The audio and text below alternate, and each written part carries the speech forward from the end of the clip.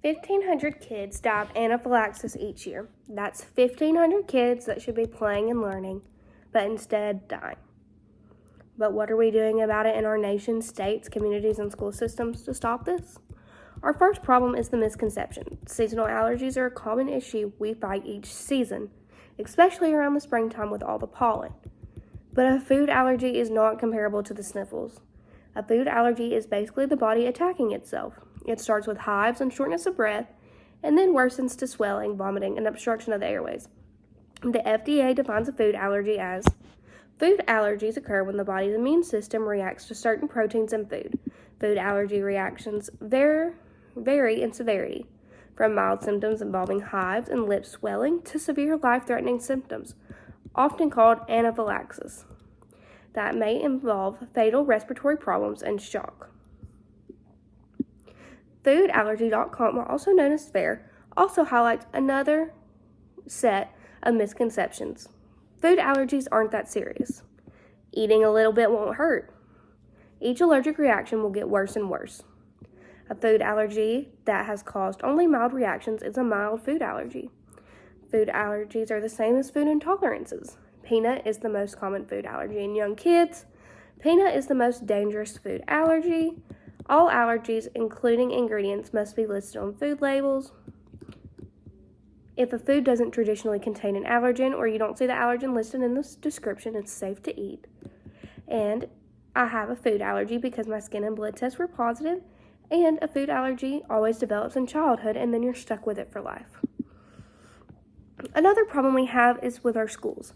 While others sit in the lunchroom and enjoy the company of their classmates and other students, wait in fear of isolation.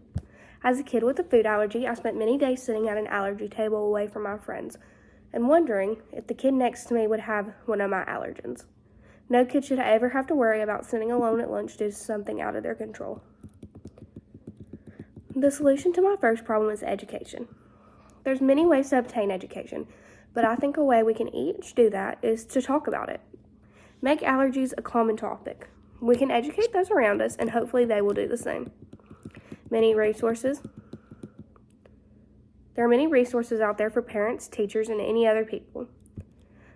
One, which we talked about earlier, is foodallergies.com, also known as FAIR. And here they highlight the answers to the myths we previously talked about. Food allergies aren't serious. This is more than just an itch or a stomach ache. Food allergies can cause symptoms from hives and a stuffy nose to vomiting and difficult breathing and loss of consciousness. If an allergic reaction is severe and involves several parts of the body, it becomes anaphylaxis and can be life-threatening. Eating a little bit won't hurt. For someone with a food allergy, even a trace of a food allergen can trigger a severe reaction.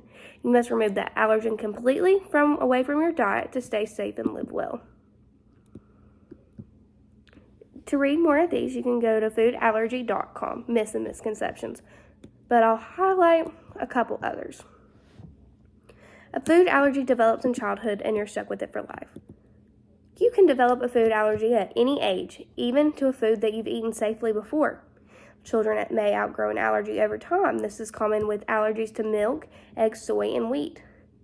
Allergies that are harder to outgrow include peanuts, tree nuts, fish, and shellfish. Another misconception, if a food doesn't traditionally contain an allergen and you don't see the allergen listed in the description, it's safe to eat. Allergens can appear in unexpected places. For example, fish and shellfish are sometimes dipped into milk to reduce the fishy odor. Possessing a problem for people with a milk allergy. Never assume anything about a food has been made or served. Always read the food labels and ask questions about ingredients before eating a food that you have not prepared yourself. Food allergies are the same as intolerance. Unlike food intolerance, food allergies are IgE medicated. This means that your immune system produces an antibody called immunoglobulin E, IgE for short.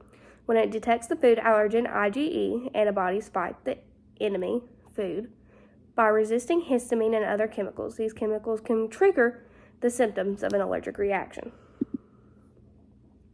Some other websites I found very helpful are the CDC, the USDA, the Asthma and Allergy Foundation of America, and kidswithfoodallergies.com. The next solution is having schools be nut-free. Schools are now implementing nut-free across all their school systems. Many schools have had wide success establishing nut-free policies. Though individual schools have made this change, we hope to see legislation be done at the state or national level that makes being a nut-free school a requirement. Thank you.